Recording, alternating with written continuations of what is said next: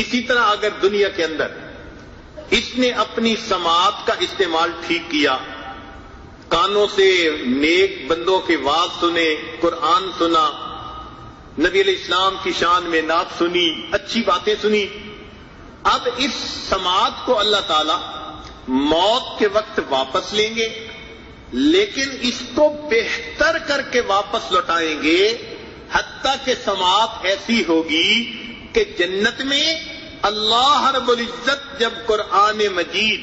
سورہ یاسین کی تلاوت فرمائیں گے، یہ بندہ اپنے کانوں سے اللہ کی تلاوت کو سن سکے گا۔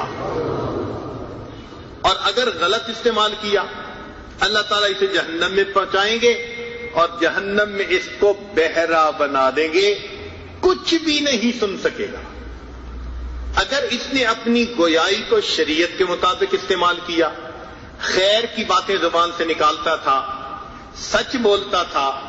غیبت سے بچتا تھا، چغلی سے بچتا تھا، لوگوں کے دل نہیں دکھاتا تھا، اب اللہ تعالیٰ موت کے وقت اس سے یہ گویائی کی صفت واپس لے لیں گے، لیکن اس کو جنت میں بھیج کر ایسی گویائی عطا فرمائیں گے کہ یہ بندہ اپنے رب سے ہم کلامی کرے گا۔ اور اگر اس نے گویائی کا استعمال غلط کیا، زبان سے یہ جھوٹ بولتا تھا اور برے کام باتیں کہتا تھا، تو اللہ تعالیٰ موت کے وقت اس سے یہ نعمت واپس لیں گے اور پھر اس کو اللہ تعالیٰ یہ واپس نہیں لوٹائیں گے۔ چنانچہ قیامت کے دن یہ گنگا کھڑا کیا جائے گا۔ سنیے قرآن عظیم الشان دلیل، اللہ تعالیٰ ارشاد فرماتے ہیں وَنَحْشُرُهُمْ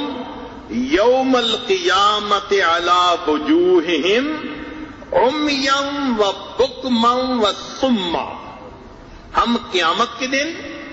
ان کو اندھا، بہرا اور گنگا کر کے کھڑا کریں گے۔ یہ اس قابل ہی نہیں کہ ان کو یہ نعمتیں دے، انہوں نے تو دنیا میں غلط استعمال کر لیا تھا، من مردی شروع کر دی تھی، یہ جسٹیفائی نہیں کرتے کہ ان